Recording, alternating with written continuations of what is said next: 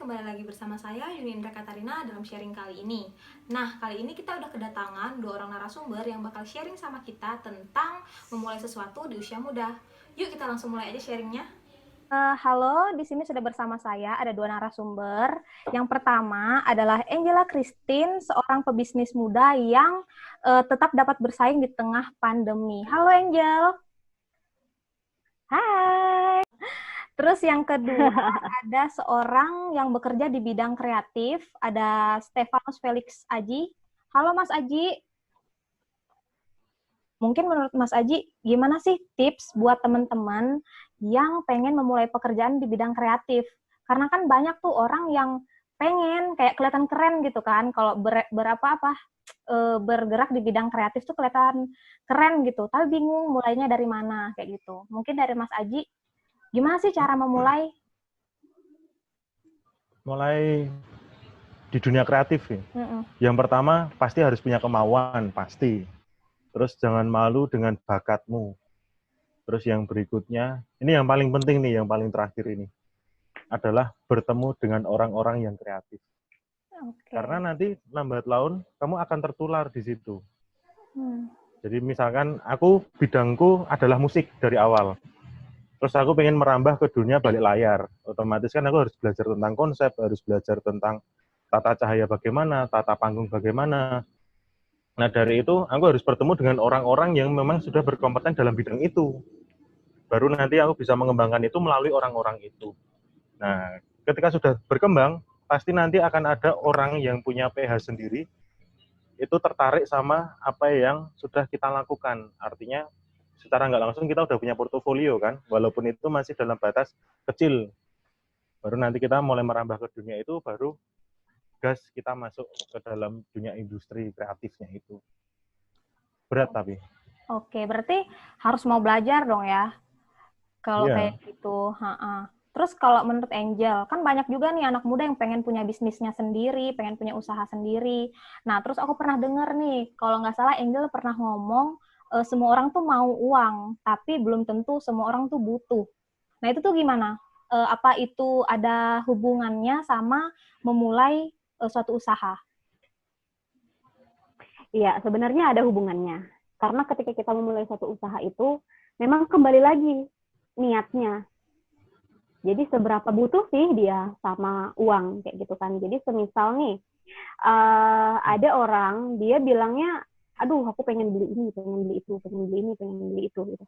Tapi ketika kita tawarkan sebuah peluang usaha sama dia nggak ngerjain.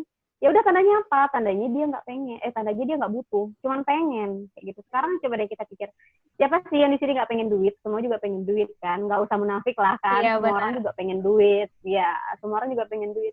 Cuman nggak semua orang butuh tuh dalam artian ketika dia mau sesuatu, dia akan jabanin karena dia butuh. Misal ada anak kuliahan, dia harus bayar semester 5 juta bulan depan nih. Nah, dia butuh kan artinya. Nah, ketika dia ditawarin nih ada peluang usaha, bisa banget kalau kamu tekuni, kamu bisa dapetin 5 juta. Karena dia butuh, dia bakal jalanin. Beda sama yang, aduh aku pengen 5 juta. Kita tanyain 5 juta buat apa? Dia nggak tahu. Percaya deh, nggak akan dijalaninnya usaha itu. Kayak gitu. Terus yang kedua, kalau emang pengen memulai usaha nih untuk anak-anak muda di luar sana, jangan gengsi sayang. Usaha itu jangan gengsi. Yang gengsi itu kalau kita bokeh gitu. Kalau misalkan kita jualan, kita usaha bisnis, ya ngapain gengsi kayak gitu. Jadi memang kalau memulai sebuah usaha itu jangan gengsi niatnya. Terus juga jangan pakai tapi. Jadi kalau tiba-tiba terbesit di pikiran, aduh aku pengen peluang usaha. Ya udah, cari teman yang sekiranya udah punya usaha, terus ditanyain ada nggak nih ya kira-kira peluang untuk aku kayak gitu. Jadi kalau memang memulai bisnis, niat, jangan gengsi dan tanpa tapi. Gitu. Oke, jadi baik kita mau memulai suatu mau kita bekerja di bidang kreatif atau kita mau memulai suatu usaha, itu nggak boleh gengsi dan harus mau belajar ya, kayak gitu. Jadi berarti balik lagi ke niatnya orang kayak gitu ya. Mau dia bekerja di bidang kreatif ataupun usaha, tetap harus punya niat gitu ya. Oke, terus kan banyak tuh orang yang takut bekerja di bawah target atau bekerja di bawah tekanan. Menurut Angel sendiri gimana tuh? Kalau berbicara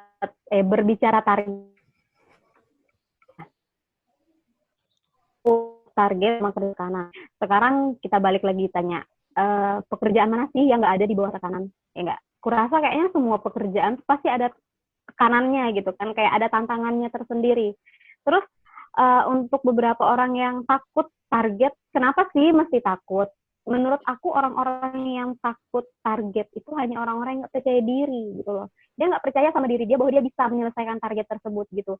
Sebenarnya target itu sudah sering banget loh kita temui dalam kehidupan sehari-hari gitu. Misal nih, besok pagi ada kuliah jam 9 gitu kan. Ya udah malam ini set alarm, besok pagi harus bangun sebelum jam 9. Itu target bukan? Target kan.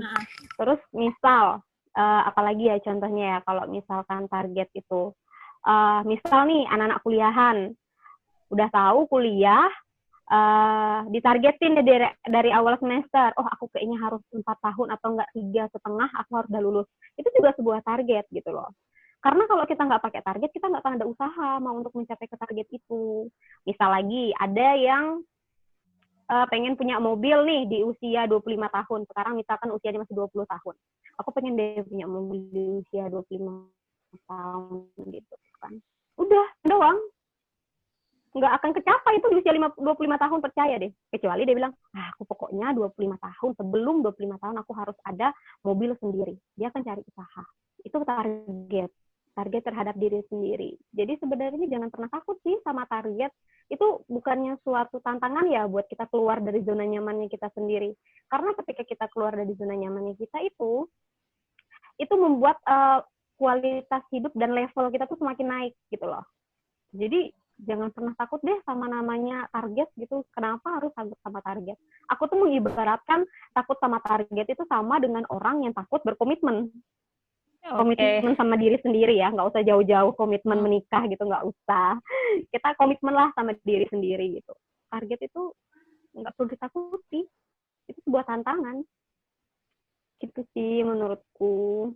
Oke, berarti kalau Angel sendiri melihat target itu sebagai suatu komitmen sama diri sendiri gitu ya.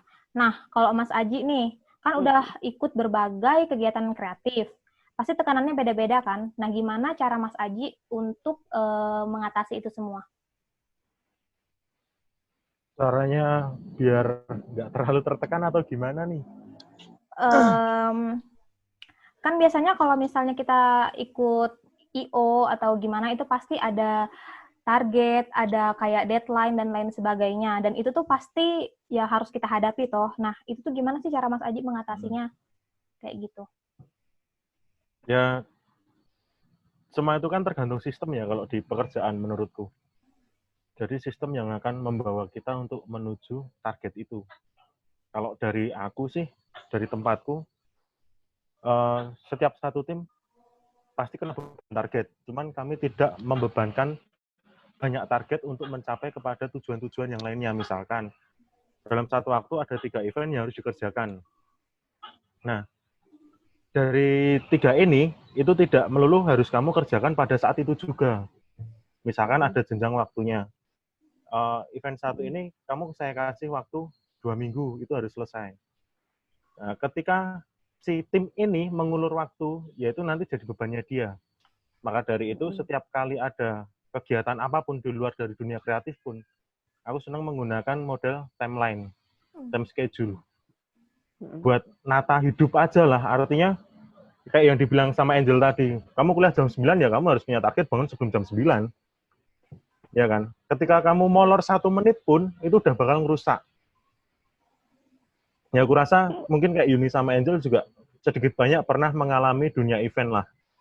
Bagaimana rasanya di bawah tekanan event. Ketika target tidak tercapai, yang akan bubar seberapa banyaknya. Karena kan kalau kayak tempatku ini kan kerja tim. Jadi kalau satu tim ini hancur, tim lainnya juga akan pasti ikut hancur. Nah, ketika orang itu tidak mau menerima tekanan, ya jangan sampai kamu menghancurkannya itu. Kalau kamu sudah menghancurkan, berarti nanti rentetan dari berbagai divisi itu yang akan menghancurkan si orang ini. yang menghancurkan si tim ini karena dia tidak menstabilkan targetnya dia sendiri. Karena kan pasti udah ada waktunya. Maka dari itu, ya ini buat teman-teman yang nonton juga ya, biasakan membuat time schedule, pakai timeline, garis waktu. Artinya ketika kamu tidak bisa mencapai targetmu itu, kamu butuh spare berapa lama lagi yang bisa ditoleransikan. Ketika itu sudah gagal, artinya sudah melebihi batas waktu, berarti kamu sudah gagal. Bagaimana cara mengatasinya? Yuk, kalau secara segi bodohnya, kamu bikin notebook, setiap hari kamu baca notebooknya. Iya kan? Setuju nggak? Caraku kayak gitu. Oh, jadi kayak bikin to-do list gitu ya? Gimana? Iya nggak sih? Ya. Karena segi otak manusia itu lemah, jujur aja. Menurutku otak manusia itu lemah. Sepinter-pinternya profesor, dia pasti punya catatan. Ngapain dia bikin buku kalau nggak untuk dipelajari? Setuju. Betul. Jadi, kalau menurut teman-teman sendiri nih, sebenarnya target itu penting nggak sih? Dari Mas Aji dulu. Penting. Target itu penting, sangat-sangat penting. Ketika kamu nggak punya target, berarti kamu nggak punya tujuan. Kalau dibaratkan dalam hidup, ketika kamu nggak punya target, berarti kamu nggak punya tujuan hidup. Mau ngapain kamu hidup? Misal kayak dibilang Angel tadi, kamu butuh uang 5 juta, tapi kamu nggak mau ngapa-ngapain, ya nggak bakal dapat uang 5 juta. Betul. Ya toh? Betul. Kalau untuk Angel sendiri gimana? Aku mah target tuh banget sih, penting banget, pakai banget. Nggak ada toleransi lah, target itu udah kayak harga mati dah, wajib banget, apalagi untuk yang ingin memulai sebuah usaha kayak gitu kan. Harus punya target gitu. Jangan mulai usaha, ya udah jalanin aja kucuk-kucuk kayak gitu. Tapi nggak ada tujuannya, kayak kata Mas Aji tadi. Nggak ada tujuannya, kamu ngapain ngejalanin bisnis kalau nggak ada tujuannya kayak gitu kan. Harus pakai target. Oh, aku mulai ikut bisnis nih, misalnya gitu. Aku mau bisnis A gini. Pokoknya dalam setahun aku harus sudah bisa menghasilkan uang segini. Atau enggak, kepanjangan ya mungkin setahun. Dalam sebulan aku gabung, aku harus punya duit segini. Nah, ketika sebulan kamu gabung, terus kamu nggak punya duit segitu, evaluasi. Ada yang salah nggak dengan cara kerjamu? Kayak gitu. Nah, itu pentingnya target supaya kita evaluasi. Next, kalau misalkan nggak kecapai targetnya, evaluasi sampai kecapai targetnya. Gitu. Jadi menurutku target itu sangat penting. Nah, tapi kan seperti yang aku bilang tadi, banyak orang yang dia tuh pengen mencoba untuk baik dia masuk ke pekerjaan yang di dunia kreatif maupun usaha, tapi masih ragu kayak gitu. Nah, menurut teman-teman nih gimana sih caranya keluar dari mindset nggak mau kerja di bawah tekanan atau nggak mau ditargetin itu tuh? Kayak gimana sih kita, mungkin tips buat teman-teman yang pengen memulai, gimana sih kayak keluar dari mindset itu? Mungkin dari Angel? Kalau aku sih tipsnya kalau mau dia pengen usaha gitu. Tapi banyak tapi. Saya banyak tapi. Ya udah dikembalikan lagi. Dia maunya apa nih gitu. Karena semua usaha itu kan kembali ke diri dia sendiri. Dia mau apa nih gitu. Kalau dia, ya tadi balik lagi ya, misalkan dia mau uang 5 juta, tapi nggak bakal kesampai, kayak gitu. Intinya memulai bisnis kayak gitu, jangan pakai tapi, gitu. Jangan pakai tapi, jangan pakai gengsi, gitu.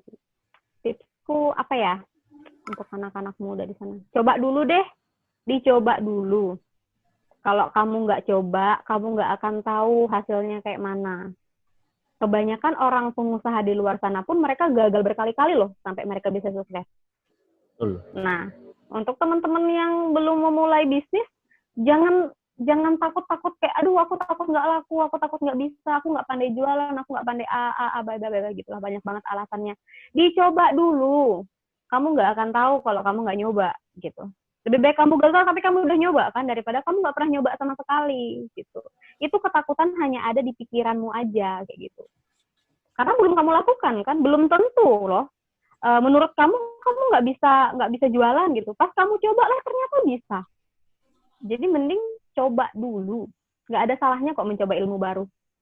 Apalagi di zaman sekarang tuh peluang usaha tuh banyak banget. sering-sering deh HP-nya digunain buat searching usaha apa sih yang bisa dari HP kayak gitu. Kayak banyak gitu loh peluang usaha. Memang kembali ke diri sendiri lagi sih Yun, orang-orang tuh beda-beda.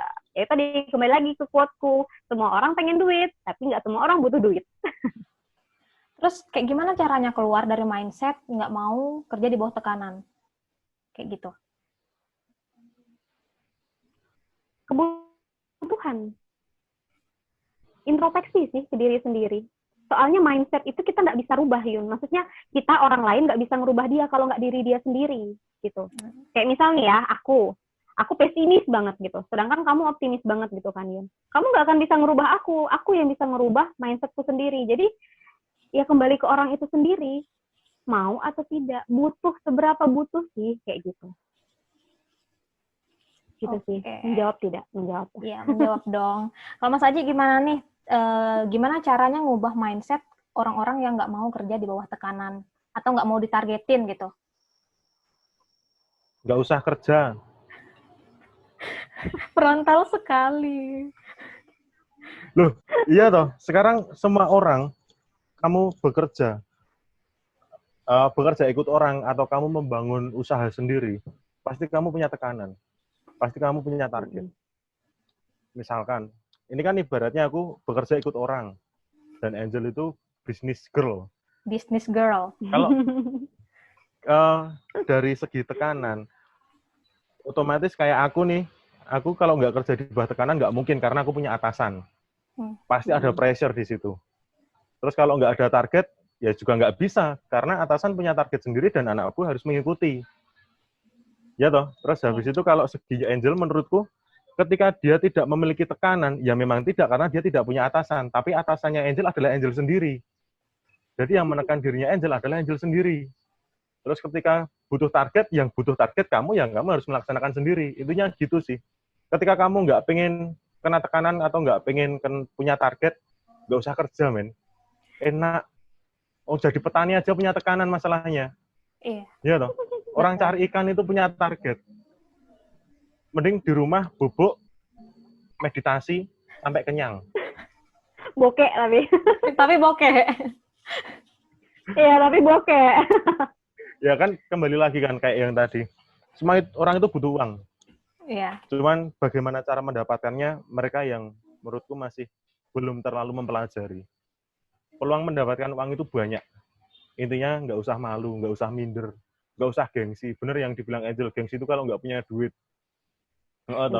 Diajak jalan ke sana ke sini, aduh maaf aku nggak punya uang. Ya mohon maaf ya, kasarnya kamu kere tapi mau hedon itu loh. Diajak usaha nggak mau tapi. Iya. Pokoknya itu tadi, kalau aku sangat tidak suka dengan mindset seperti itu. Terlebih kepada anak-anak yang masih atau teman-teman yang masih dalam bangku perkuliahan atau sekolah, yang mereka, aku pengen besok punya uang banyak, tapi aku nggak kerja ribet, aku nggak kerja yang terlalu di under pressure, aku nggak mau kerja yang targetnya sangat tinggi. Ya ketika kamu memang tidak mau seperti itu, kamu jadi mahasiswa terus aja. Yang tekananmu hanya mengerjakan tugas dan skripsi. Ya toh? Mengerjakan tugas pun ada tekanannya kan? Loh, makanya itu. Iya. Kecil loh itu. Oke, terus sekarang tips nih buat teman-teman yang pengen memulai tapi ragu. Gimana tuh, Mas? Pengen tapi masih ragu. Gimana Yun? Tips buat teman-teman yang pengen memulai tapi masih ragu. Gimana tuh? Jangan pernah memulai kalau kamu masih ragu. Asli. Ya toh, kamu ragu, ibaratnya gini. Kamu ingin memulai sesuatu yang menurutmu itu terbaik, tapi kamu nggak yakin, mending nggak usah. Kalau ada orang Jawa bilang, bangannya kue melaku kejepit, mending kue mundur dhisik. Tur nek kue wis kebacut klebut, nganti kue mentas. Artinya, ketika kamu jalan tidak mau terjepit, mending kamu tidak usah jalan. Tapi ketika kamu sudah terlanjur basah, ngapain kamu harus mentaski bahasa Indonesianya apa ya? Harus naik ke permukaan sehingga kamu akan kering. Percuma. Yang namanya orang sudah terlanjur basah, pasti akan basah.